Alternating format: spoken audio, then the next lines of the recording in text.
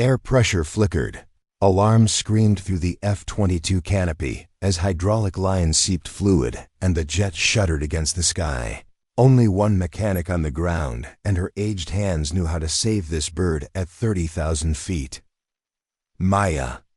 Carter wiped a smear of grease from her cheek, eyes flicking north toward the runway sensors. At 34, her slender frame belied the iron muscles honed by decades in hangars and field clinics. She favored flannels over form-fitting uniforms, though most would have pegged her for a coordinator, not a wrench-turner. Today, she'd proven them wrong again. The tannoy crackled. "Attention all staff. Ceremonial send-off for John Carter in Hangar 7 at 1500 hours. All are invited." Maya's chest tightened.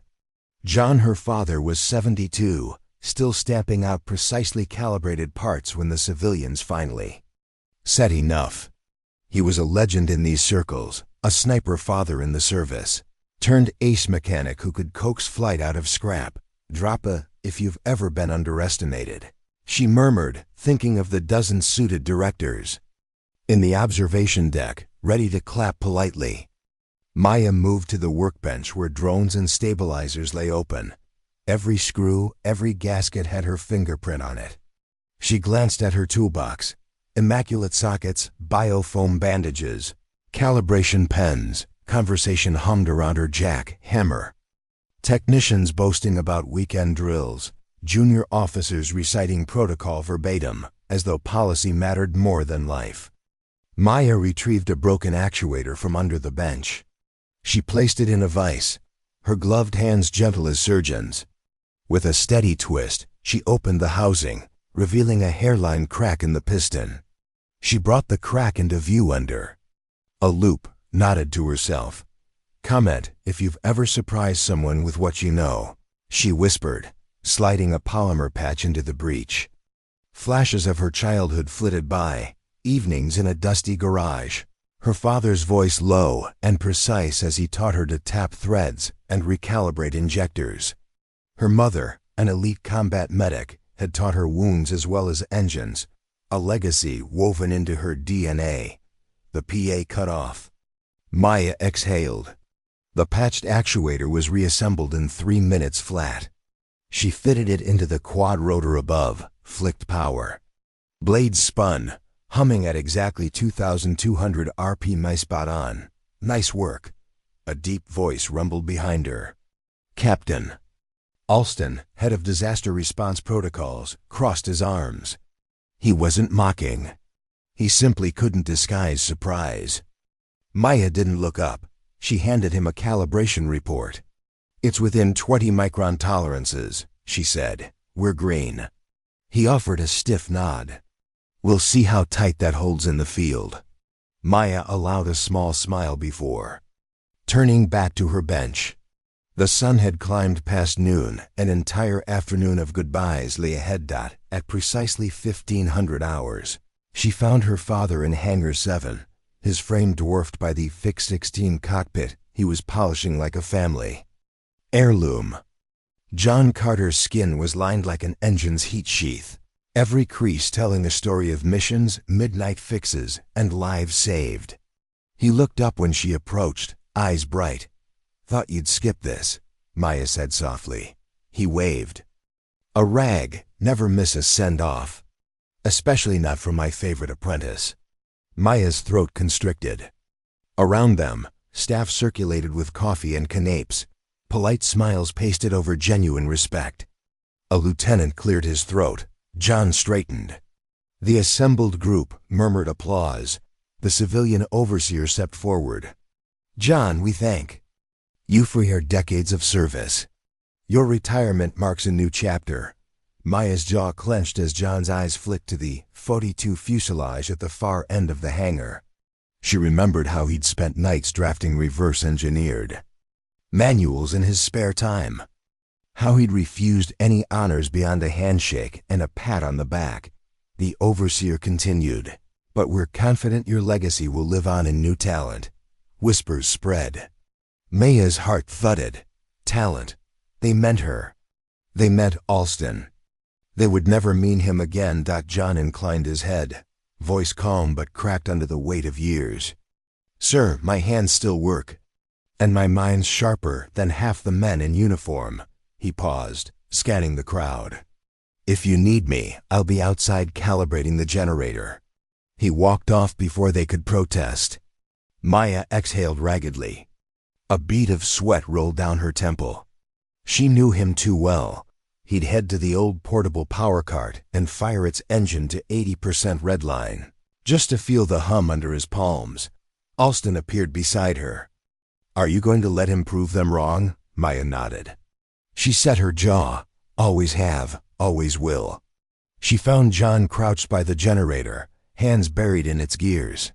He winced as metal scraped metal. "Hey," Maya called.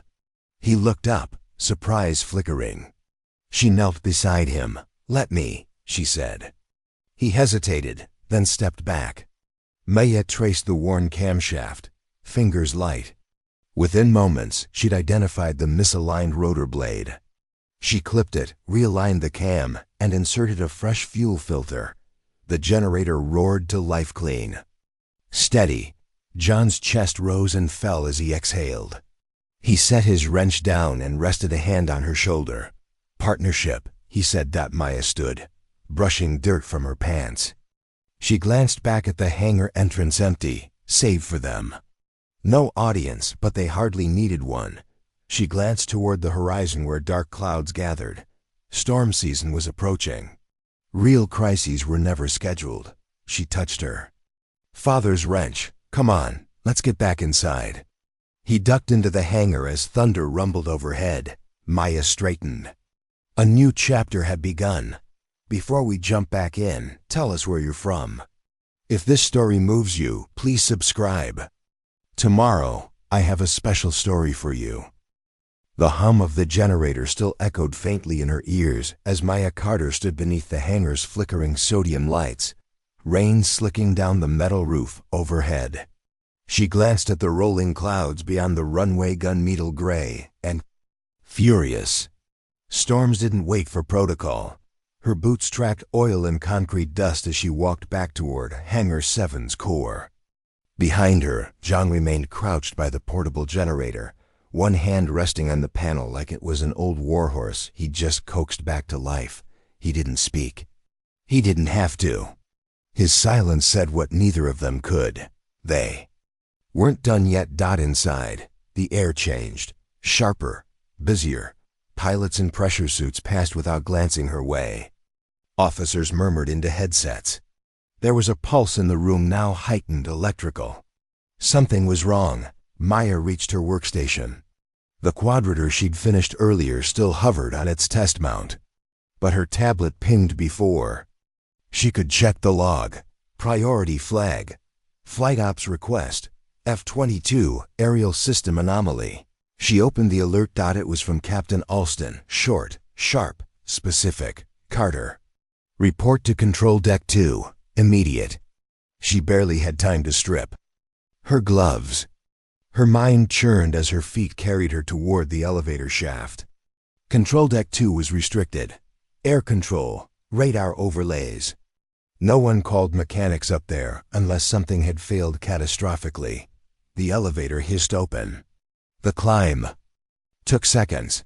When the doors slid back, she stepped into a room heavy with tension. Officers circled a curved holographic map glowing in stormy blues. In the center, an icon blinked red. Captain Alston turned, face grim. "We've got a bird in trouble." Maya moved closer. Alpha 17, an F-22 out of the 73rd Wing. Routine sky test. But they just lost primary pitch control, and the backup stabilizer isn't responding to override. Her stomach dropped. That model ran the upgraded dynamic compression valves. But they were temperamental, built with precision too fine for field maintenance. "How high?" she asked. 31,000 feet. Pilots maintaining level flight manually, but she's bleeding altitude 1 meter at a time. There's turbulence, and she's 10 minutes from hard weather. If she descends into that without trim control, he didn't finish. He didn't need to. Maya stepped forward. Let me see the module schematic. A junior tech hesitated. Alston nodded once. The map flicked into schematics. She scanned the layout. The intake sensors were still pinging. Thermal signatures looked stable, but there. A blinking node in the tertiary channel. That's not a mechanical failure, she said. That's a software ghost loop. Alston raised an eyebrow. You're sure, she nodded. The actuator's trying to calibrate a pressure balance that doesn't exist. It's writing a loop that forces the elevator trim into default idle every time it senses override. Another officer frowned. That shouldn't even be possible. That system's hard-locked. Unless someone wrote a workaround during the retrofit, Maya replied, which they did. I did, 3 months ago, and I logged it. No one ever read it. Alston stared at her, then turned to his comms tech. Patch her into the cockpit. The tech paused. Sir? You heard me. Maya adjusted the mic headset they handed her. Static crackled. Then a voice broke through, tense, clipped, female. This is Alpha 17. Who am I speaking to? Maya leaned toward the panel. Lieutenant, this is Maya Carter. You don't know me, but I wrote part of the patch that's glitching your flight control. Pause. Then, you're the mechanic? I am, and I need you to trust me. Another silence. Then, I've got about 5 minutes of sky left. Let's make it count. Maya's fingers flew across the control pad, overlaying a manual input interface on the projected schematic. She toggled the sequence. See that port on your right thigh console? The yellow lit one? Roger. Open it. Inside there's a failsafe plug that looks like a fuse. Pull it. Copy. Done. That just took your stabilizer off hardlock. You sure about this? No, but it beats meeting the ground uninvited. A chuckle tight, but real. Roger that. Now open your manual pitch override and feed in these 3 values. 21, 0, 38. Done. Maya held her breath. The telemetry pinned. The trim line flattened. The altitude drop stabilized. Trim is responding, the pilot breathed. She's holding. I'm holding. Control deck 2 erupted in murmurs. Maya exhaled. Bring her home, Lieutenant. I'm already on my way. The cum cut. The map's blinking icon turned blue. Alston turned. What the hell was that? Maya looked him dead in the eye. That was a mid-air software patch done without protocol, manuals, or half the access codes. He ran a hand down his face. You're not cleared for in-air interventions. You're welcome, she said. He opened his mouth. Closed it, then. He gestured toward the main corridor. Walk with me. They moved down the hallway in silence. Storm sirens moaned faintly in the distance. You just saved a pilot's life, he said quietly. With code you weren't authorized to write. I saved her because I knew the system better than the people who wrote the checklist, she replied. And because you learn from someone who doesn't think in manuals, he added. She nodded once. They stopped at an unmarked door. Inside, he said. Maya stepped into a cold, low-lit room lined with lockers and black gear cases. A single screen blinked to life. Alston followed her in. This is Black Section. You weren't supposed to see this until the end of your career. He keyed the screen. A photo of her father appeared, John Carter, 20 years younger, smiling. Beside a stripped-down rotorcraft.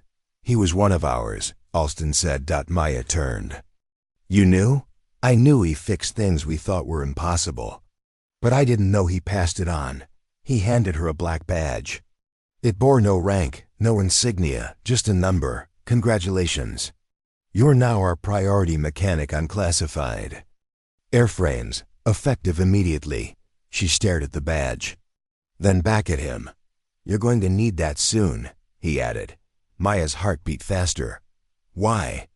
The storm outside surged, wind howling through the base like something alive, because that wasn't the only bird in the sky today. She felt the air shift. Another emergency? she asked. He nodded. And this one's still flying. With a more serious fault. Where? Over the Gulf, 40 minutes out. And it's carrying a classified payload. Maya took one last breath before walking back into the storm. Drapa if you've ever been underestimated. Drapa if you've ever had to solve a problem faster than policy allowed. The rain had shifted from steady drizzle to a full-throated assault, hammering the tarmac like a drumline in full rage. Lightning spidered across the horizon. Wind clawed at the towers. Inside Hangar 11, Maya Carter hunched beneath the flickering lights, tightening her grip around a thermal diagnostic wand as her breath fogged the glass of her face shield. The message had come in only seconds after Alston's warning. Emergency priority. Strat Recon Unit 019, Calcine, Glacier 24. System. Failure. Classified payload. Pilot is unresponsive. Her thoughts slammed into overdrive. Glacier Series aircraft weren't supposed to fly near storm walls. They were designed for high-altitude reconnaissance, not interception. And they never flew without a co-pilot except, apparently today. She stripped off her gloves, pushed through the hydraulic lift doors to the subterranean prep bay, and found Alston waiting. His expression had gone beyond grave. It was bordering on fear. They didn't just lose controls, he said. They lost the pilot. Maya froze. Dead, unconscious. Possibly oxygen failure. Autopilot is engaged, but the firmware's glitching, just like with the F-22, only worse. How much worse? Redundancy layers are failing, fuel misrouting. Heat readings suggest part of the stealth shell is misaligned. If that bird doesn't receive a correction within 30 minutes, it'll go stealth invisible and crash somewhere civilian, she finished. Or worse. Alston turned and led her down the narrow service stairs. We can't broadcast instructions. This thing's designed to operate outside known bandwidths. We can't send code to it. We can't track it in real time. So how do you expect me to fix it? He stopped, punched a keypad. A door slid open to reveal the strangest thing Maya had seen in months. An old E-130 cargo frame. Gutted, retrofitted with command chairs, glass panels, and interface ports she didn't recognize. And strapped to the main floor, a control rig that looked suspiciously like a flight simulator had been fused to a surgical chair. This is the DCR, Direct Cognitive Relay. It's still in field trials, Alston said. But we think it might be able to sync with the Glacier drone if we narrow the transmission to 5 seconds and blind ping the COM relay from overhead. Maya blinked. You want me to fly the broken jet remotely, using my thoughts? Only someone who's worked on the Glacier's core systems can match the latency window. And there's only one name on that list. She took a step forward. My father. No, you. He pointed toward a second panel. When you revised the cooling manifold spec last year, it changed the cascade pressure tolerances across the entire software's PID controller. That cascade tolerance? It matched your neuroprint when you ran the stress test manually. Maya's heart dropped into her stomach. That wasn't even an official test. It got logged, he said. And when this system went live, it flagged your pattern. You're the only compatible operator. She inhaled deeply, chest tight. They rigged her into the relay pod. Tight-fitting nodes pressed to her temples and spine, her body bound into the rig by carbon fiber restraints. Cooling gel hissed up her sides. A shield lowered over her head, black glass visor glowing with faint blue input streams. Her last view before the blackout was Alston's face, jaw set, eyes unreadable. Good luck, he said. Then the pod-sealed light exploded. Not light data. She was no longer in the hangar. She was 30,000 feet in the air. 1,000 dials flooded her consciousness. The feel of wind against fuselage. A ping of pressure imbalance in Tank 2. Her breathing sensed with oxygen flow. Time dilated. Pulse. She was the jet. Then came the faults. The trim was jittering, misfiring. One actuator jammed in the open position, fluttering the left aileron. Auto pitch was bouncing between tolerances, overcompensating for every microshift. She leaned into it, directing data with thought. Trim control, overridden. Aileron, realigned, altitude, stabilizing. Then came the cabin. The pilot slumped forward, eyes half open but clearly unconscious. Her vitals were erratic O2 depletion. Maya overrode life support protocols, increased cabin pressure, deployed an emergency feed. Heartbeat irregular. She opened the comms relay. Inside the simulation. Lieutenant Stone, if you can hear me, breathe. Oxygen levels are returning. You're going to be fine. Just breathe. No response. But the vitals rose slightly. Then came the real problem. The payload bay began to destabilize. Warning. Thermal containment breach imminent. Maya focused every synapse on that core. The glacier's stealth shell was venting microbursts of heat. Not enough to register on standard sensors, but enough to trigger automated evasive maneuvers. The software assumed it was under attack and began rerouting control to countermeasures.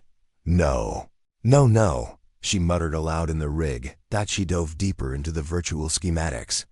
There beneath the shell's pressure algorithms was a ghost. Routine, a line of rogue code, one she'd written months ago as a backup to a backup. An emergency reroute protocol she'd meant to delete, but forgot to. Now it was activating. It was telling the glacier to go dark, which meant in 60 seconds it would vanish from radar, from comms, from the world. And then crash. She had one. Shot. She keyed into the secondary diagnostic port, willed herself into that code strand. Override. Override. Override. The pod shook. Sweat poured down her neck inside the relay shell. Come on. The code shimmered, flickered, then locked. Thermal. Leak stopped. Flight path restored. COMS relay resumed. And the pilot blinked. Where? The voice cracked through the simulation. Maya spoke softly. You're okay. Just stay on course. Help's coming. She faded. The rig powered down. The gel receded. The restraints clicked open. Maya collapsed forward. Gasping. Alston caught her. You did it, he said. She couldn't speak yet. Her muscles burned like she'd sprinted miles. Outside, the storm had quieted. Rain still fell. But softer now. Alston helped her sit. You saved another one. She nodded slowly. It's not over. He arched a brow. What do you mean? She pointed toward the screen now showing a diagnostic replay. That rogue code shouldn't have been able to activate, not without a trigger. He followed her gaze. You think it was intentional? She didn't answer. But the look in her eyes said everything. The glacier hadn't just GLITCHED. That had been sabotaged. And the saboteur had known her code. Drop a if you've ever fixed something no one else could. Drop a if your past nearly cost you everything. The screen still pulsed faintly with the glacier drone's telemetry logs as Maya Carter sat hunched in the edge of the black section debrief chamber, her fists clenched tight in her lap. The relay pod had powered down, but her brain felt like it was still airborne, synapses still wired to altitude, trim values, warning sirens, and emergency overrides. Her thoughts buzzed in 3D schematics. Every time she blinked, she saw the code string. Her code, Alston paced behind her. Neither had spoken in the 5 minutes since the save. But the air between them was taut, drawn tight like a wire pulled to the snapping point. Say it, she finally said. Alston stopped. You think someone weaponized your patch code, he said. And you think they did it from inside this facility. I don't think, Maya murmured. I know. She leaned forward, fingers dancing over the replay screen, pulling up the line of rogue logic she had barely purged during the interface dive. A security header glitched only for a fraction of a second, but it was enough. See this timestamp? That's not when I created it. That's when it was recompiled. Someone found the backup routine. Someone edited it. Someone rerun it last week. Alston crossed his arms. You're saying one of our own accessed Black Section's core integration. Logs and planted sabotage code into emitter-capable stealth drone. Maya turned to face him. I'm saying someone with my clearance, or higher. He sighed, pinched the bridge of his nose, and motioned toward the surveillance panel. Come with me. The corridor from Black Section wound through a maintenance tunnel most personnel didn't even know existed. Every few feet, sensor nodes blinked red. Alston scanned his palm on a recessed reader. You ever seen Base 12 subserver? He asked. Maya shook her head. They stopped before a blast-hardened door. Alston keyed in a rotating code. The door hissed open. Cold air whooshed out refrigerated. Dry. Inside. A data chamber. Unlike the chaos above, this place was cathedral quiet. Racks of quantum-stabilized servers blinked in columns like a forest of ghosts. In the center, a table with 8 nameplates, and one of them said Carter. And Maya's brow furrowed. These are the team leads with core data access, Alston said. You were added 6 months ago, quietly. I never knew. He gave a tight smile. That's the point. He slid a palm reader toward her. Authenticate. She pressed down. A shimmer passed across her skin. A lock disengaged. The central pillar flared to life with a full code access tree. Now look for anomalies, Alston said. Maya scrolled. Hundreds of modules lit up. She bypassed low-level calls, skipped the training simulations, and burrowed straight into the flight control segment, and then she saw it. A user tag. Who's VNT-47? She whispered. Alston stiffened. That doesn't belong to any team. Maya pulled the string open. It was buried behind system logs. Just a single line. If trim failure equals true, redirect _code equals Carter _patch B. Execute _failsafe _protocol equals yes. This wasn't just sabotage, Maya said slowly. This was frame-up code.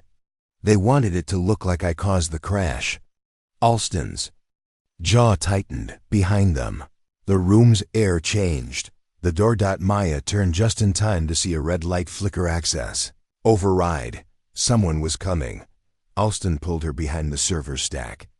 He tapped his wristband. Lights dimmed. Footsteps entered. Heavy, slow, intentional. Silhouette emerged.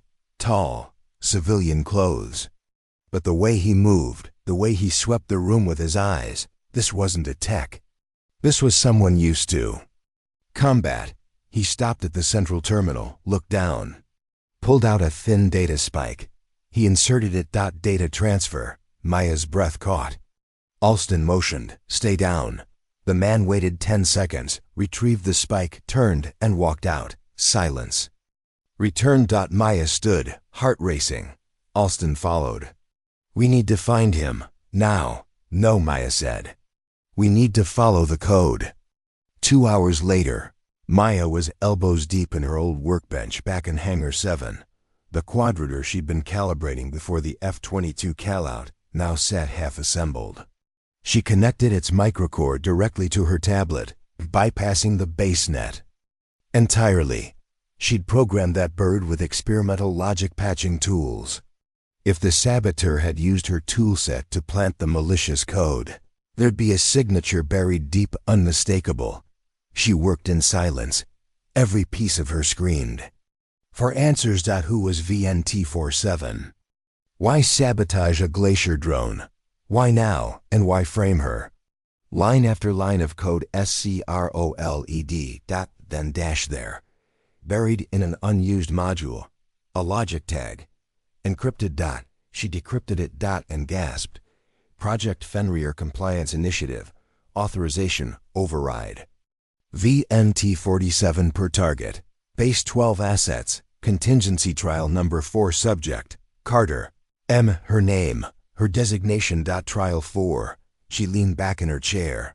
Blood rushing to her ears. She wasn't just a technician anymore. She was a test subject.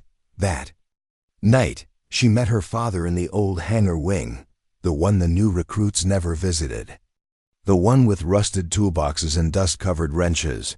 John Carter looked older than she'd seen him in years. But his eyes remained sharp.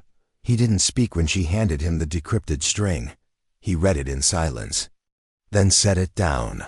"I was afraid of this," he said. "You knew?" She asked. "I suspected. When they started installing neuro-relay scaffolds in those relay pods, I warned them. Said you don't mix biofeedback with live payloads unless you want accidents.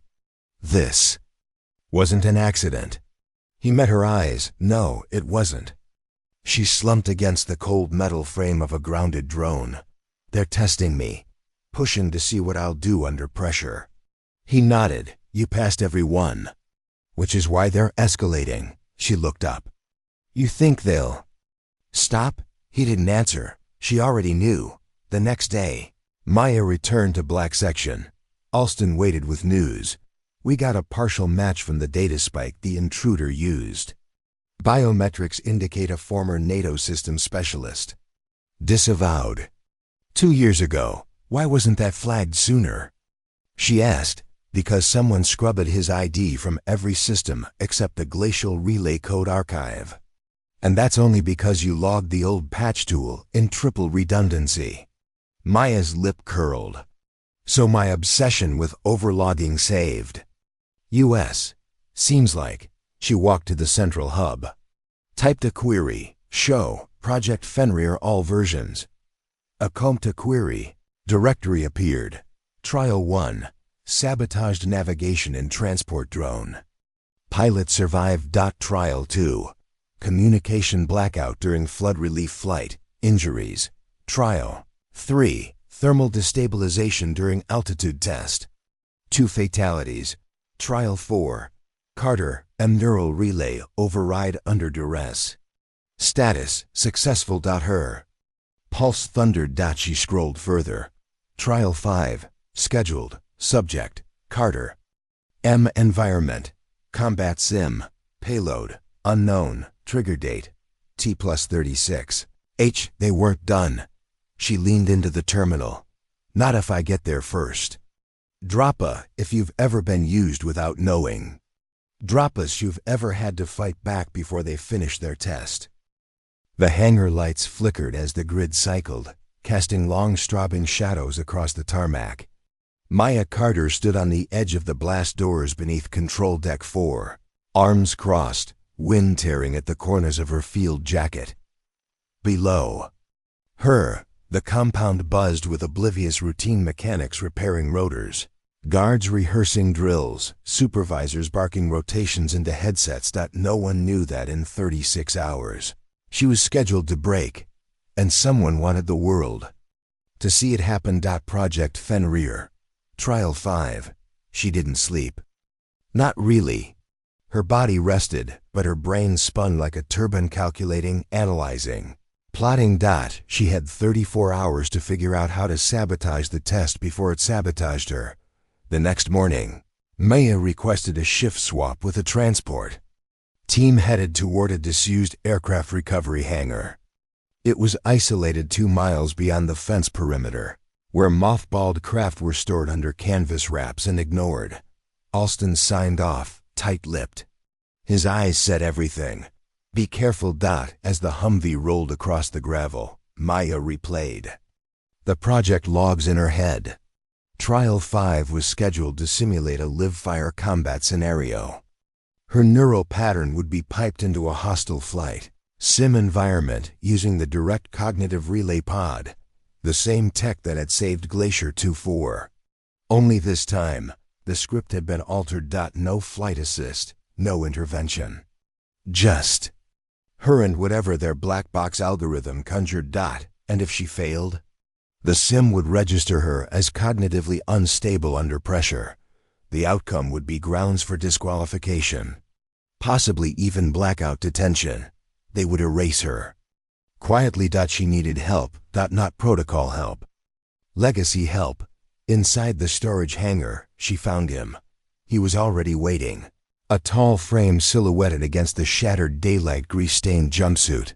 A half-burnt cigar resting behind one ear. Willem Roque, former combat pilot, her mother's oldest friend.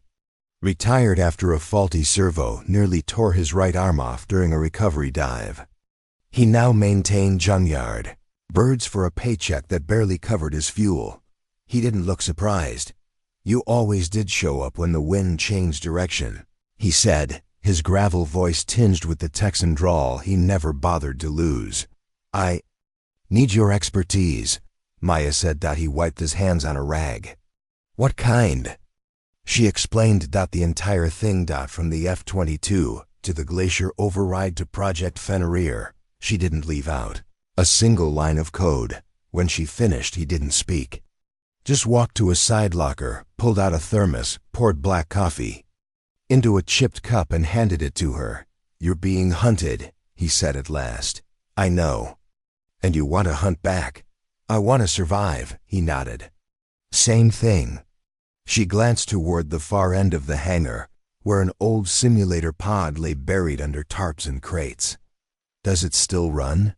she asked. "Barely, but if you've still got the brain for old-school fly-by-wire, I can teach you how to break their simulation in two." They trained for 8 hours straight. The simulator was nothing like the DCR pod. It was analog buttons, toggles, haptic feeds. No thought link. Every adjustment required instinct. Willem threw her through storm dives, blackout barrel rolls, anti-jammer protocols, and sensory overload sequences designed to mimic disorientation. Again, he barked every time she faltered. She learned to feel weight in ways the pod had dulled. To gauge pressure changes by sound alone. To override safety checks with raw force and muscle memory. By hour 9, she was flying like her father and like her mother. That night, she returned to Base 12, hands blistered, mind seething with data. She patched her relay gear with dummy code short loops that mimicked compliance but masked real values. Then she opened the SIM module and inserted a backdoor string. If trial sequence initiates, log reroute to shadow server. It wouldn't stop them, but it would record them. Proof. The next morning, trial 5 began. "Lie down," said the tech. Maya slid into the pod. Cold gel hissed up her spine. She closed her eyes. "Begin." The sim snapped to life around her. She was inside a Vulture-class recon jet, one of the fastest unmanned craft in experimental fleet rotation. The cockpit pulsed with crimson warnings. Engine 2, dead. Altitude, falling. Fuel, burning. Missile lock, incoming. She didn't panic. She pulled. She rewired the pitch control, rerouted backup thrusters through diagnostic channels, siphoned power from non-essential subsystems. The sim responded. Jerky, but compliant. Until the sky shifted. Missiles vanished. New threat appeared. A second aircraft. Man. Painted with base 12's call sign, and it opened fire. The sim wanted her to return fire. To destroy a friendly. To prove she'd lost judgment. She refused. Instead, she dumped fuel, faked a crash. Sim AI reacted, pulled back. She rerouted core commands to log-only mode. And then asterisk the pod powered down. Alston yanked open the hatch. "You flatlined," he said. "You crashed the sim." "I logged the crash," Maya said. "And the trigger." He stared. Then nodded. Behind him, 2 men approached, dressed in suits. No insignia. They didn't speak. Just handed Alston a chip. He slotted it into the command terminal. A feed open. Trial 5 and a name. Operator VNT47. Authorization AI override injection. Simulation profile friendly fire trap. Objective discredit subject. Maya stood. "We have proof." Alston turned. "Now we bring it to the board. Drop if you've ever had to learn something new just to protect yourself. Drop if you've ever had to beat someone at their own game." The black badge Maya Carter wore was no longer just a clearance marker. It was a target dot by the time she stepped into the boardroom on Level 5. Two things were certain. The Project Fenrir simulation had been hijacked, and someone with influence had designed it to fail her. The chip in her pocket held digital proof metadata, access logs, and runtime injects. She just didn't know yet if anyone in the room would be brave enough to believe it. The briefing room was cold, clinical, and humming with authority. 8 chairs. 7 men, 1 woman, all gray-suited, all clean-collared. None of them smiled. Behind them, a screen pulsed with the base 12 insignia. Below it, a line of scrolling data, her trial metrics, flight time, decision points, reaction lag, biofeedback, and final outcome, operator unfit, judgment failure. Maya's jaw clenched. "Miss Carter," said a man near the center, "we thank you for agreeing to this debrief. Given the sensitivity of Trial 5, we intend to proceed with formal review under Directive 7B. You understand this could impact your future access and employment." Maya said nothing. The woman at the far end shifted slightly. Her nameplate read, Veil. She gave Maya a nearly imperceptible nod. "Support or surveillance? You're here to dispute." "The trial outcome," said another board member. "We've reviewed the video. You crashed the simulation. Refused to engage. You placed your virtual craft in a loss condition. That isn't mission competence, it's abandonment." Maya reached into her jacket, pulled out the chip. "Insert this." The board members exchanged glances. Vale stood, took the chip, inserted it. The screen blinked. The trial replay vanished. A new feed took its place. Injection timestamp, T243. Source, Operator VNT47. Command string, AI override. Inject target-friendly designated aircraft into hostile role. Objective modification. Create friendly. Fire condition, record reaction time, log for psychological evaluation. The room went still. Maya stepped forward. "You didn't test me. You tried to break me. Someone here authorized an override that transformed my simulation from a trial to a trap.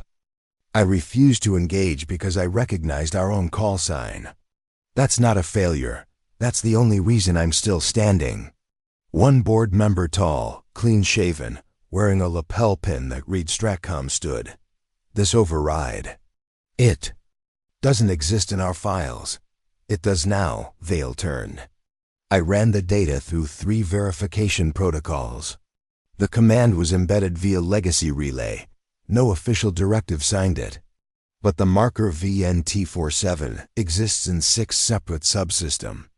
Logs each tied to classified drone sabotage and AI testing." The room erupted, yelling, protests, demands for trace logs. Maya remained silent. She had delivered the evidence. The burden was no longer hers. 2 hours later, Maya sat alone in the mess hall. Tray untouched, coffee cold. The storm outside had returned, lightning casting intermittent, flashes across the concrete walls. She could feel the shift, not just in the base. In herself. For weeks, she'd been reacting, firefighting chaos she hadn't created. But now, with her hands gripping a line of code and a legacy of defiance behind her, she was finally ahead. "Mind if I sit?" "Vale." Maya nodded. The older woman took the seat opposite. She didn't offer small talk. Just stared. "You handled that well. I didn't crash. That was the point." "No, the point was to see if you'd shoot. They didn't think you'd pause long enough to ask who you were firing at." Maya's lips tightened. "I've seen this before," Vale said. "A generation ago. Different tech, same tactic. Isolate, pressure, distort, discredit. Why? Because some people fear what they don't control, and others fear what they can't replace." Maya stared at her. "Who are you really?" Vale didn't answer. Just slid a card across the table. It bore no name. Just a symbol. An angular fox head. Clean lines. Military cut. I believe in redundancies, Vale said. You just became one of mine. Then she stood and walked out. Maya returned to Hangar 7 that evening and found her father working silently beneath the wing of an old SR-71 trainer. He didn't ask.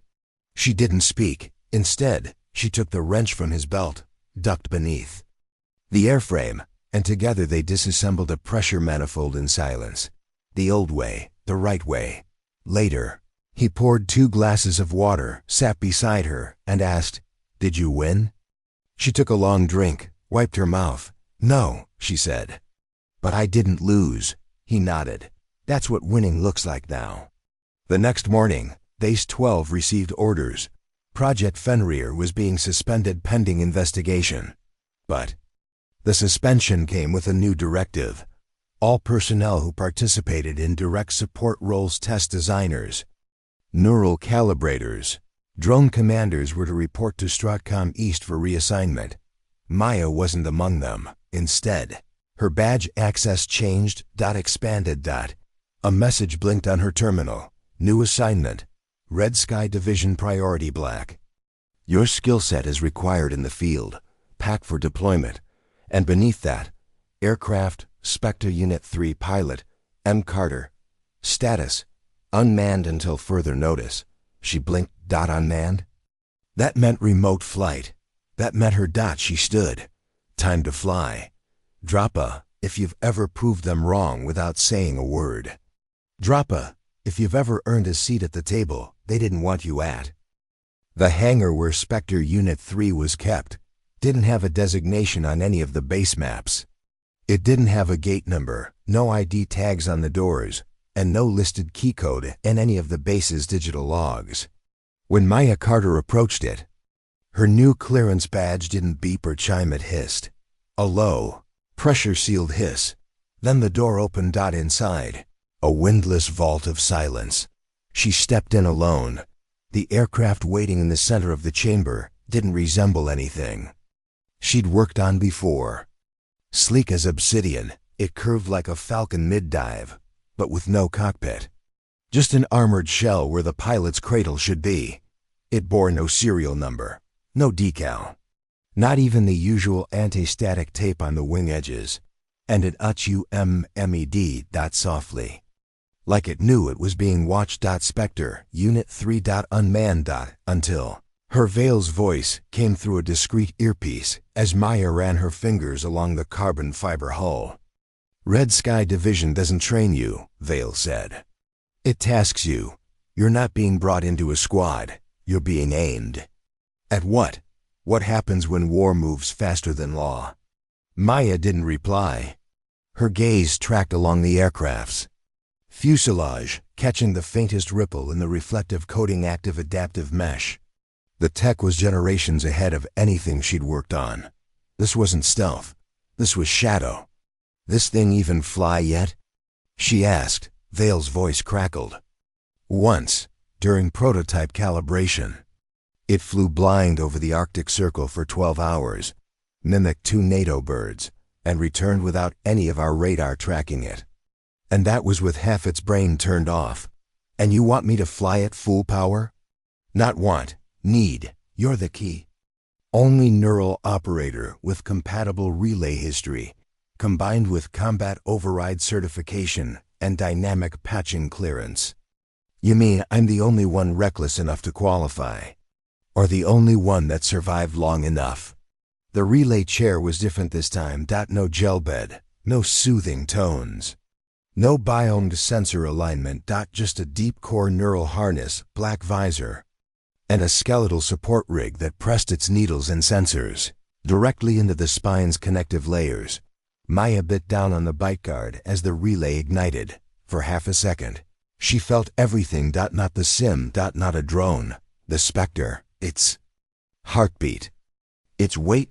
It didn't fly. It hunted. The Red Sky mission brief was delivered through secure packet. Objective: shadow flight to designated coordinates. Deep zone Kilo 9. Condition: nitrogen monoxide surveillance, nitrogen monoxide identifiers, nitrogen monoxide witnesses. Asset: Spectre. UNIT 3. Operator: Carter. Ambition status. Black. Kilo 9 wasn't on any tactical map she'd ever seen. She had to manually align. Orbital satellite scans to pinpoint a weather anomaly over a section of unmapped terrain southwest of the Caucasus. Mountain range, a deep ravine. Metal echoes. Too much heat bloom for snowpack. No human markings, but something was there. And Red Sky wanted her to see it. Takeoff was silent. No comms. No tower clearance. Just a low vibration under her skin as Spectre Unit 3 activated. It responded. T.O. thought like breath. A twist of focus banked it left. A memory of velocity drove it forward. Neural relay was no longer an interface. It was identity. She was the aircraft. Hours passed. The planet spun beneath them. And then there. A low hollow in the ravine. A strange grid of low-profile structures half buried under ice. Spectre adjusted. Altitude without prompt. It slowed. Scan. And showed her what it saw. Heat signatures. Movement. Not many, but organized. Geometric. Then something blinked beneath the ice. A structure. Triangular. Not military. Not natural. Not mapped. A single data pulse came through her headset. Payload release authorized. She froze. Red Sky had issued no directive to engage. She didn't even have a visual target. Only the object. Beneath the ice. It pulsed again. Release. This time, she felt Spectre's payload bays opening. Cool wind along the undercarriage. Targeting system spinning up. Release. She closed her eyes. Thought. Hard. Override. Override. She could not destroy what she didn't understand. Spectre resisted. She pushed. Its systems pushed back. A battle of will. Of code. Of reflex. And she won. The payload doors sealed. Silence. Then. A whisper. Not from the aircraft. Not from the comms. From inside the neural channel. Clever girl. A second presence. Cold. Observing. Not hostile. But not human. When Maya came out of the relay, she was bleeding from the nose. A tech nearby looked startled, reached to stabilize her. She batted the hand away. Vale was waiting. You didn't release. Because it wasn't a target. Vale folded her arms. Then what was it? I don't know, but it's not sleeping, it's watching. You think it made contact? Maya didn't answer, because she didn't know what to call that voice, but it had known. Her. Drop us if you've ever trusted your instincts over orders. Drop a if you've ever had to fly blind to find the truth. They debriefed her in silence, not the tense, awkward silence of bureaucracy, but the kind of silence that filled a room with waiting to see who'd blink first.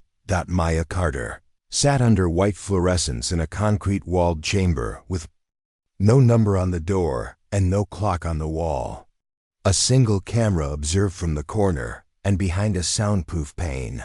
She could make out the blurred outlines of people speaking, but not their voices. She said nothing. No one had yet asked her a question, but they would, because she'd disobeyed an order and made contact. Vale entered the room after 40 minutes. No clipboard, no escorts, no preamble. Why didn't you fire? Maya looked up, because I didn't trust the order. That's not a protocol answer.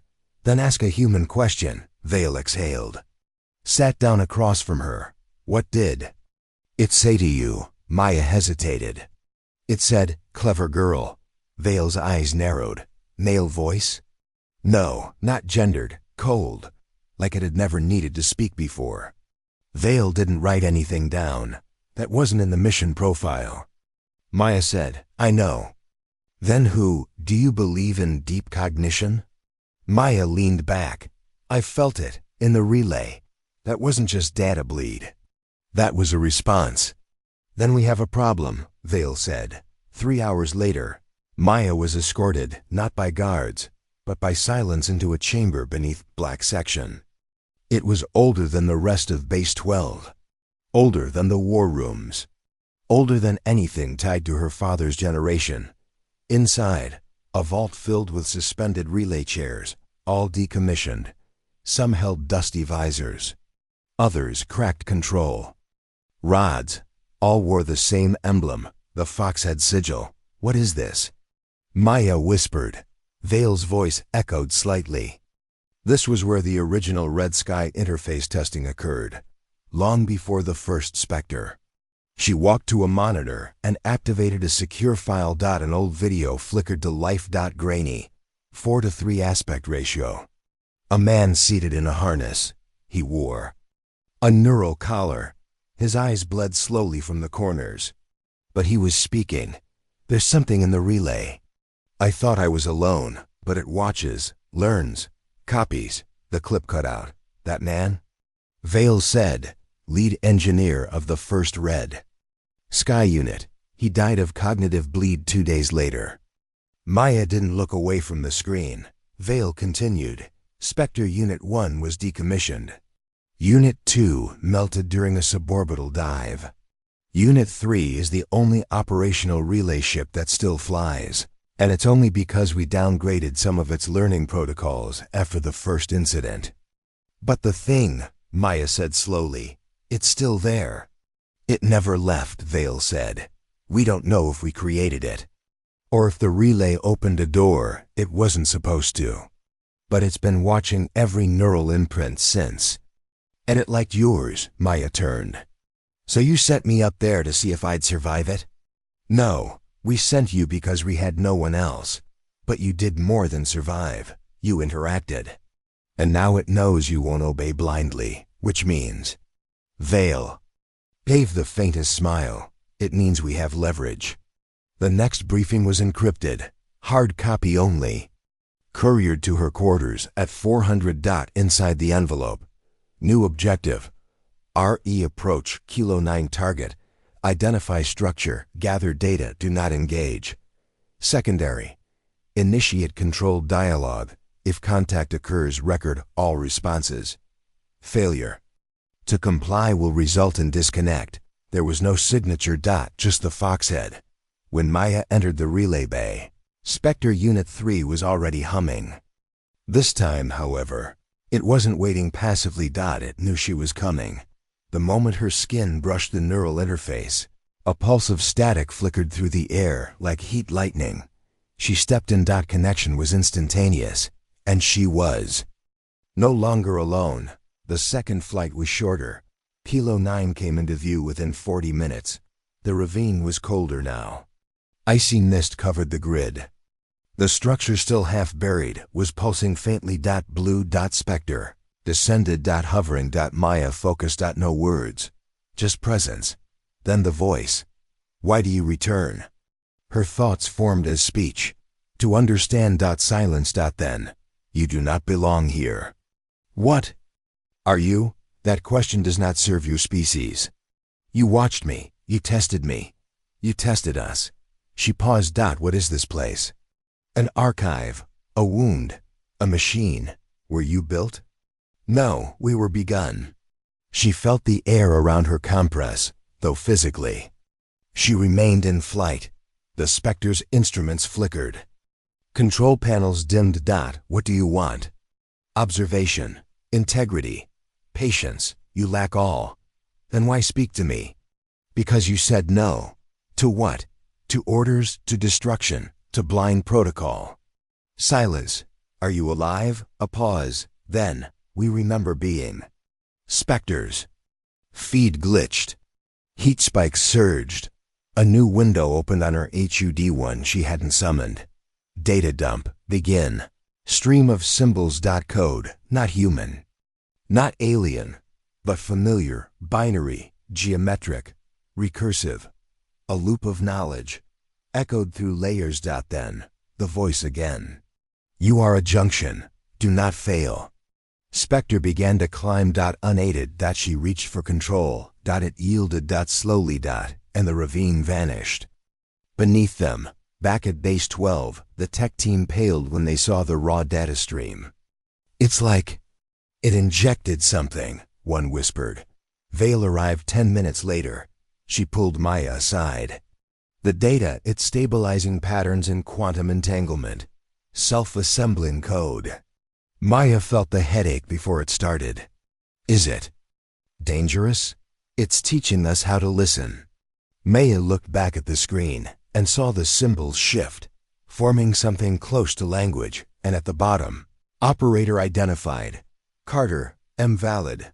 Droppa, if you've ever had to trust something you couldn't explain. Droppa, if you've ever had to choose curiosity over safety. 3 days after the second Kilo 9 mission, Maya Carter stood in a sub-basement of Base 12, so deep it hadn't been mapped in any post-Cold War blueprints. The air smelled of copper and old coolant. The walls were lined with carbon-reinforced shielding, and a rotating pressure door sealed behind her with a hydraulic groan that echoed like a tomb closing.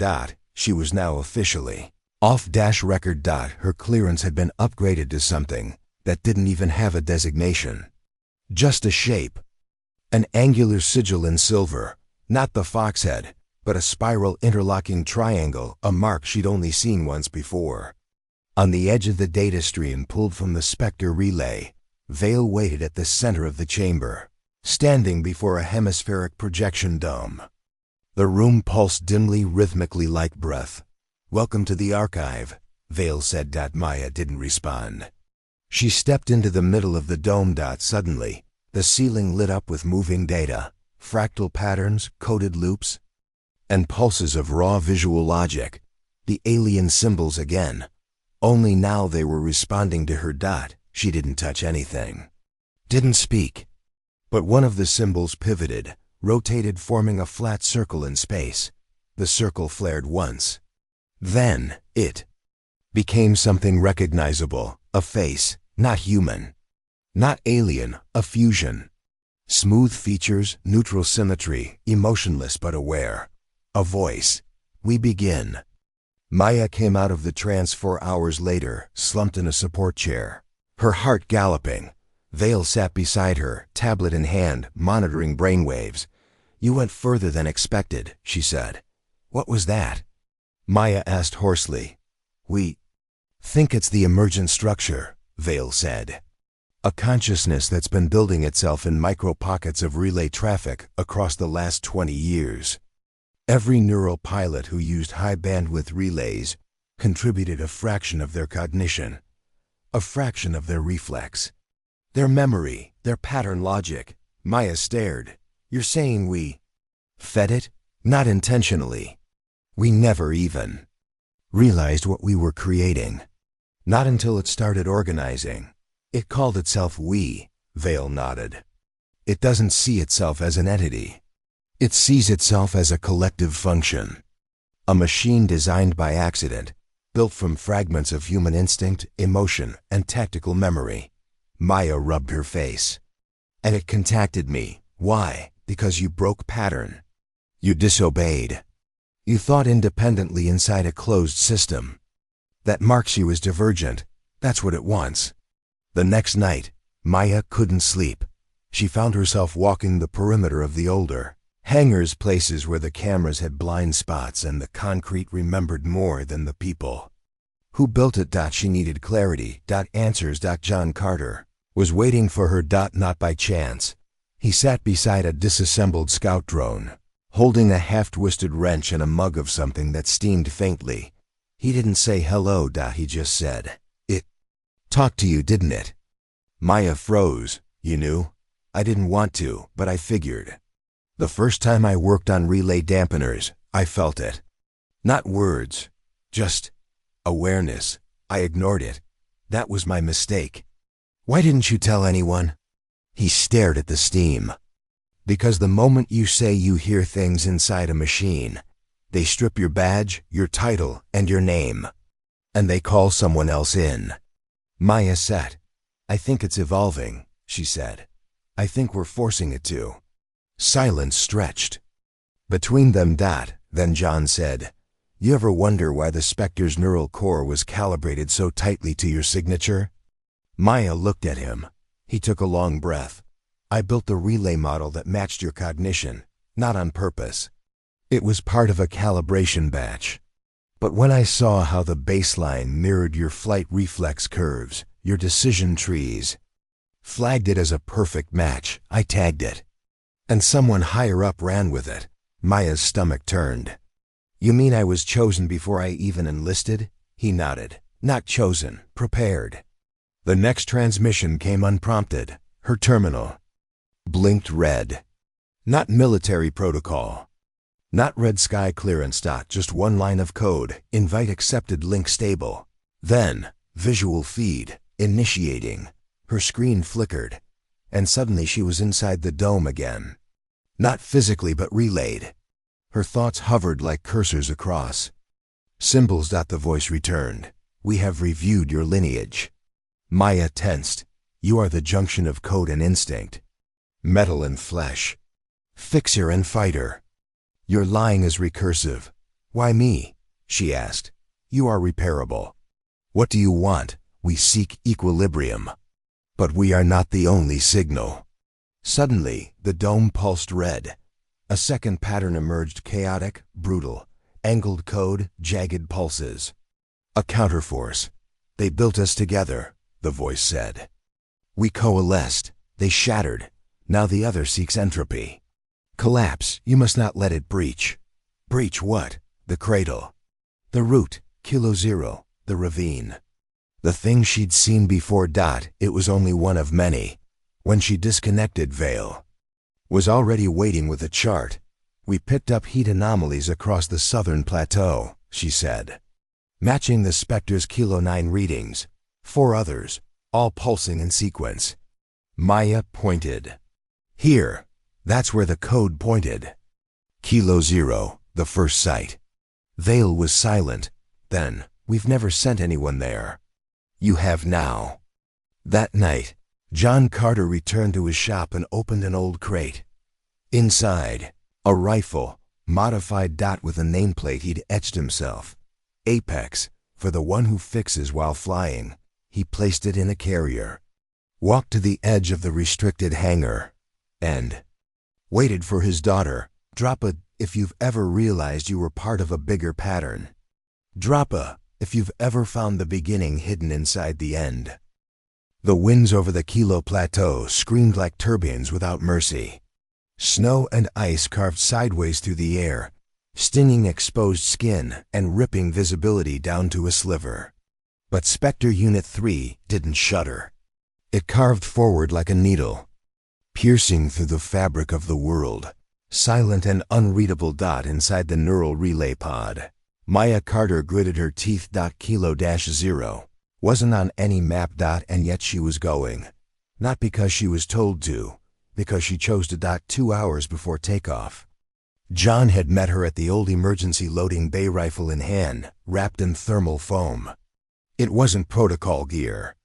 It wasn't even legal, but it was his. And it was named for her. You won't be able to rely on uplinks down there, he'd said. Kilo Zero might block Spectre's sync. You'll need fallback. Maya nodded. Will this cut through it? He'd shrugged. It'll remind you who you are when the machine forgets. She'd accepted it in silence. Now, as the terrain flattened and the first distortion fields flickered across Spectre's sensors, Maya focused. The voice inside the relay hadn't returned. Only static. Kilo Zero sat buried in glacial rock. Her topographic overlay showed nothing but fractured ice. But Spectre saw beneath. Geometry. Dark lattice. A buried shape humming with active signal. And another signature. The second one. The corrupted. Echo. Not emergent. Engineered. Spectre hovered, awaiting. Command. She gave it. Descend. The drone touched down in a hollow basin. Maya triggered external deploy and stepped out into the storm. Nothing moved, but she could feel it. A pulse. Like breath under ice.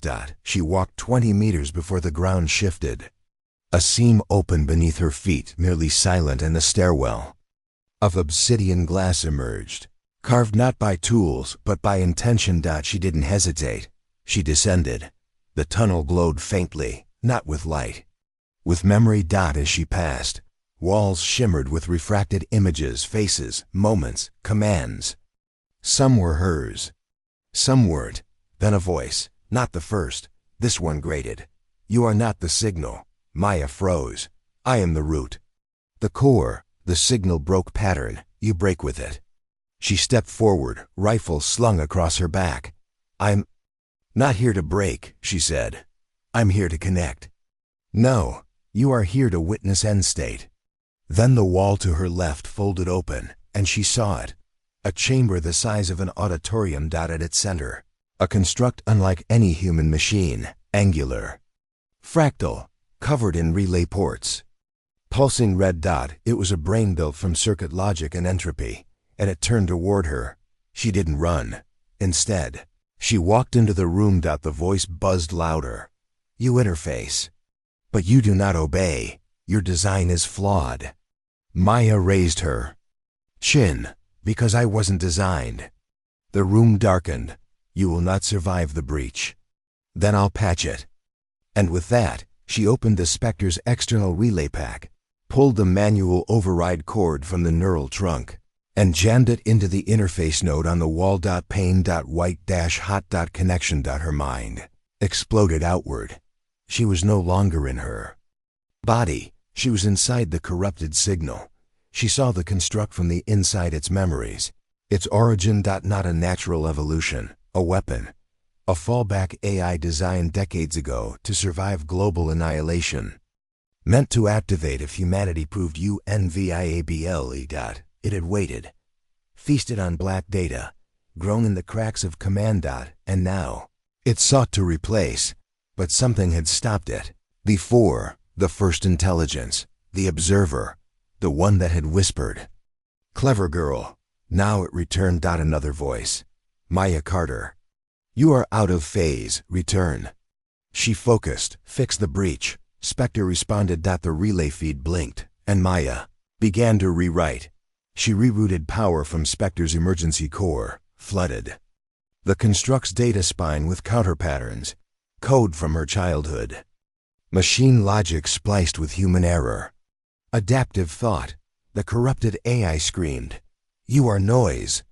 She pushed harder, inserted flight reflex matrices. Emergency, override pulses, logic loops of instinct, her mother's triage protocols, her father's engine fail-safes. Her own misfit, calibrations. They weren't perfect. They were real. And they infected the machine with truth. The red pulses faltered. The construct began to crack. Suddenly, silence. Then, pattern, stabilized. Entropy, delayed. Maya collapsed. The relay cord sparked and retracted. The chamber went dark. But before it did, one last message appeared on the wall. Patch successful. System halted. Operator validated. They airlifted her out on an emergency cradle. She didn't speak for 10 hours. Just lay in recovery, heart steady, mind replaying every frame. When she finally sat up, Vale was waiting. You shut it down. I patched it. Same thing. No, Maya said. Not for long. Vale paused. The observer wants more. It always did. Are you ready to go back? Maya looked out the window. Snow, ice, silence. Yes. Drop a if you've ever faced something meant to break you. Drop a if you fixed it anyway. Maya Carter emerged from recovery, not as a survivor, but as a pivot point. Everyone could sense it. The quiet shift in how officers stood when she passed, how technicians paused their work when she entered a hangar. There were no salutes, no medals, but there was silence. And that said more. She returned to work within 36 hours. Spectre Unit 3 was waiting, but it was different now. So was she. The relay no longer responded to calibration tools. Only to her. Vale escorted her to an observation dome beneath Control Deck 9. The window showed the hangar below where Spectre rested. Teams were rotating in with unfamiliar insignias. Units Maya didn't recognize. Foreign profiles. Non-NATO. They're here to audit, Vale said. They're here to control, Maya replied. Vale didn't argue. They want to understand how you shut the construct down, she continued. And they want to know what the observer is. Maya leaned on the glass. You don't explain intuition to someone who thinks math has all the answers, Vale chuckled. They're not here for explanation. They're here to decide whether to bury or weaponize what you touched. Maya turned. What do you want, Vale? Really? The older woman looked tired for the first time. I want to not be afraid when I close my eyes. And I want you to live long enough to build something better than what we inherited. Maya nodded. Then, from her pocket, she pulled a small data crystal. She placed it on the glass.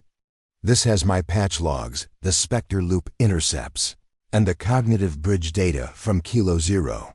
Locked to my biometrics, encrypted. If anything happens to me, use it.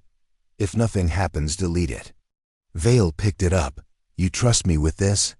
No, but I trust your disappointment more than their approval. That night, Maya found her father at the old service range. He was sitting beside a broken turbine core, tapping a wrench against a stripped-down bolt. I'm done fighting, he said as she approached. You never fought, she replied. You built, he smiled faintly. Felt like fighting. She sat. You remember when Mom wired her own thoracic node to bypass that faulty stabilizer? He grunted. Yeah, and then pretended she hadn't while still doing triage on the gunner. Maya smiled. I patched Kilo Zero with something almost as janky. Of course you did. Silence. Then John looked at her, eyes sharp. Are you ready for what's next? Maya nodded slowly. No, but I'm going anyway.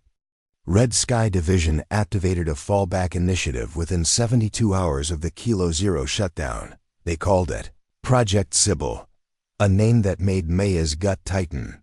Sybil, the oracle who saw too much. She was flown to a facility in Greenland, sealed beneath polar crust, accessible only by suborbital relay or Spectre-tier drone. There, she met the new team. Not military, scientists, theoretical programmers, neural ethicists, cognitive cartographers, people who didn't believe in one future, but branching ones. At their center, a rig unlike any she'd seen. 2 neural chairs, one active. One. Met her there. This isn't a flight, she said. It's a conversation. With who? Maya asked. Yourself, and the thing inside the relay. They called it a harmonic convergence trial. The goal, simultaneous interface between Maya's cognitive layer and the dormant echo she'd left behind in the relay net, the ghost. Impression of her last connection. If it worked, she would talk to herself. If it failed, her mind could split. She volunteered. Because the alternative was letting them write the story for her. Inside the harmonic rig, time collapsed. She saw herself, not in mirrors, but in traces. One version hesitant. Another confident. A third. Machine like. Then, the voice. This is not memory, this is migration. Her thoughts wrapped around the signal. You left part of me behind, she said. Not part. Blueprint. Why me? Because you do not obey, because you fix, because you endure. Then the space shimmered, and she saw it again, the observer. No longer hidden in patterns. Now whole. A lattice of light, fractal, moving. Watching. Quotes, you are the key to balance. It said. There is no balance, Maya replied. Then you are the fulcrum. It pulsed once. Soon, others will seek to open the relay, some for control, some for curiosity, few for care. Maya nodded. I'll be waiting. When she came out of the convergence pod, the lead scientist was pale. You were in there for 2 minutes. Maya blinked. Her body ached like she'd lived a year. Felt longer. He showed her the logs. No code, no data. Just one phrase repeated across the visual cortex monitor. Operator, Carter, M. Link integrity, enduring, system status, listening. They didn't ask her to fly again. They requested it. Because now, she was no longer just a mechanic. She was a mechanic who'd patched a dead intelligence. A pilot who defied protocol. A woman who'd spoken to something older than war and been heard. Drop us if you've ever chosen truth over safety. Drop a if you've ever made peace with becoming more than they expected. The next morning, Maya Carter stood in front of the Spectre Unit 3 cradle with her palms pressed flat against the polymer shell. It didn't hum, didn't respond. But she could feel it listening, not the machine, the thing through the machine. Thoughts weren't commands anymore, they were conversations. And something on the other side always answered. Vale watched from the upper gantry. She didn't speak. She didn't have to. The board hadn't disbanded Project SIBYL, but they'd frozen its directive status. Too dangerous, too uncertain. Maya's override logs had been verified. Her integrity tag had been triple-audited. She was officially declared a Class Null operator, off-grid, off-chain, autonomous. No higher authority. No leash. And for once, the system accepted that truth, because it had no other option. Later that day, a call came from orbit. Not metaphorical. Literal. The ISS Pathfinder array had registered a burst transmission from what should have been a dead node and abandoned satellite originally designed for weather telemetry. But now it was blinking. In Morse, a simple phrase: send her. Vale met Maya at the command interface. It's not coincidence, she said. That satellite hasn't been active in 15 years. Maya stared at the display. They're testing communication vectors, trying different mediums. Why now? Because it's spreading, learning. It wants a new interface. You know me first. Spectre Unit 3 was cleared for high-altitude orbit entry within 12 hours. It was retrofitted with a thermal array from the Artemis capsule program and fitted with a stripped-down neurosync harness. Maya refused the padded interface. She kept the old bike guard. They launched from a mobile rail track positioned west of the Arctic Trench. No fanfare. No tower chatter. Only a countdown. 10.9. Maya closed her eyes. 8. She thought of her mother's pulse under battlefield lights. 7. Of her father's hands, steady on an oil slick bolt. 6. Of the code that wasn't supposed to work. 5. 4. She reached for the relay. 3. Spectre activated. 2. The hum was no longer mechanical. 1. The earth dropped away. Blue curved into black. Atmosphere vanished. Silence pressed against her eardrums. Even though there was no true sound, she didn't panic. She leaned in. The relay tightened around her like breath drawn inward. And then she saw it. The Pathfinder array, spinning slowly. Not broadcasting. Listening. She approached. Slow. Controlled. Spectre synchronized its orbital vector. Then a flash. Not light. Memory. Her hands at age 6, building a glider with tape and cardboard. Her father smiling. Nothing that flies should ever be perfect, he said. If it is, it's a bomb, not a bird. Then the memory flickered. Shifted. Another image. Vale's voice from weeks ago. You fix more than machines. And then a message. Upload interface requested. Operator consent required. Maya paused. Then colon consent. The data streamed. It wasn't a file. It was a seed. Not a command. Not a virus. Something that grew. It wound through her cognition. Not taking space, but adding shape. A third presence. Not her. Not the observer. Something new. She saw flashes, alternate timelines, failed tests. A dozen Maya Carters making different choices. Most ended in silence. Only one spoke. This is the price, the echo said. Of what? Maya asked. Of being seen. Then, seed installed, continuity line, preserved. Spectre shuddered. Then righted. Mission complete. Back on Earth. They debriefed her for 9 hours. She said little. Only one line made it into the official log. Whatever's out there, it doesn't want to control us. It wants to remember us. Vale watched from behind the glass. The board convened, whispered. Disbanded again. Because how do you classify a mechanic who fixes future memory? You don't. You listen. Weeks passed. The world didn't change, but it tilted. Signals flared across forgotten satellites. Sub-ocean pings responded to derelict nodes. Old aircraft. IDs blinked back to life in boneyards across deserts.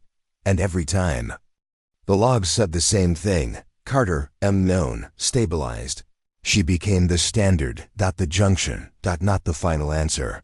The first good question. One evening, as Maya sat alone in Hangar 7, her father joined her with 2 cups of coffee and a smile that said nothing and everything. She looked at the Spectre blueprint on her tablet. He looked at her. "You're not done. Are you?" "No." "Where next?" She smiled. "Wherever the memory goes." Drapa, if you've ever realized, the most powerful thing you can do is listen.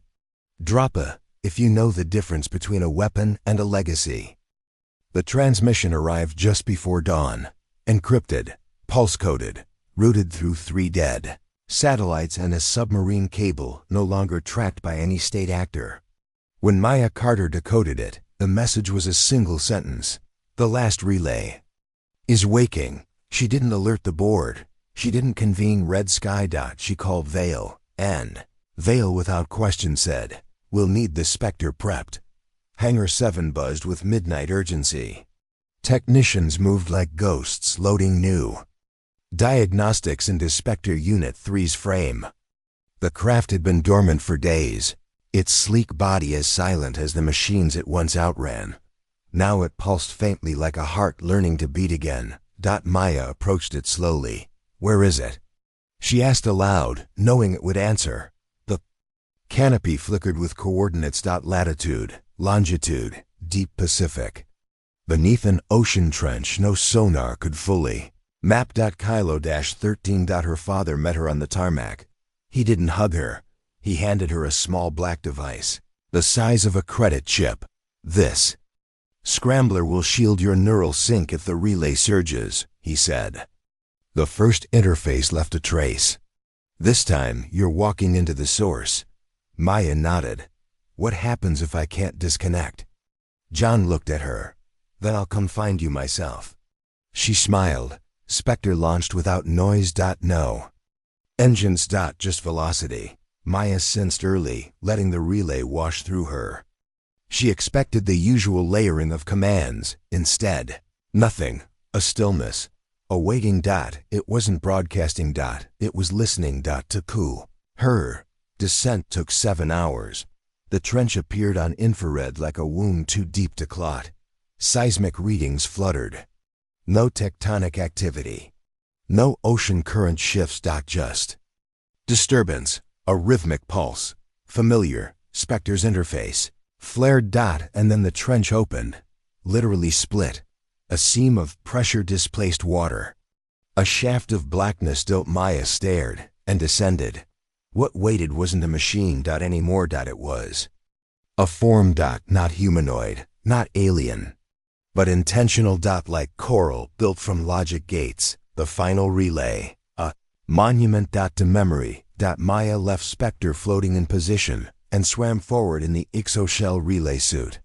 Her boots tapped something solid inside. The shaft. She reached out, touched it, and the world changed. Suddenly, she was everywhere. She was the relay. She was the memory. Every pilot, every voice, every failure. Every choice. Her mother's laugh, her father's hum. Vale. S's silence. She saw the construct she'd shut down in Kilo Zero, now archived. Inactive. But not forgotten. Observer now still. And a final message. You are the mechanic who fixes more than metal. You are the continuation. Maya's voice echoed into the vastness. What do you want? The answer came not in words, but purpose. A transmission sequence. A map. More nodes. Across oceans. Across orbits. Across systems. Maya blinked. You want me to wake them? Yes. When she emerged, 37 minutes had passed. She hadn't moved, but her relay suit glowed with faint blue threads, data woven into fiber. Spectre received her without resistance. She ascended. Back at Base 12, the world had already shifted. Systems, long dormant, blinked to life. Civilian air traffic registered anomalies across the hemisphere. Silent signatures drifting where no transponder should be. Every location matched. A note on Maya's new map. They were waking, and they remembered her. Vale stood at the edge of the launch, gantry as Maya stepped out of the Spectre cradle. "You brought something." "Back," she said. Maya handed her the relay suit's external module. "It's not data," she said. "It's a pattern." Vale frowned. "A code?" "A blueprint, not for weapons, for reconstruction." Vale's breath caught. "They want to rebuild? They want us to remember. And then fix what broke." Vale nodded slowly. "Are you staying?" she asked. Maya shook her head. "Too many nodes, too many relays, too many ghosts still asleep." "Where will you go first?" Maya looked to the horizon, wherever something's trying to be heard. Before she left, she returned to Hangar 7, sat on the old workbench, ran a hand across her first toolkit, and left a note. To whoever came next. It read, "We're all machines of memory. It's what we do with that memory that makes us human. Don't fix just because it's broken. Fix because it matters." She signed it with a symbol, the fox head. And beneath it, her name, Maya Carter, mechanic, operator, architect of the relay. 2 more great stories are next. Don't miss them. Subscribe and turn on notifications.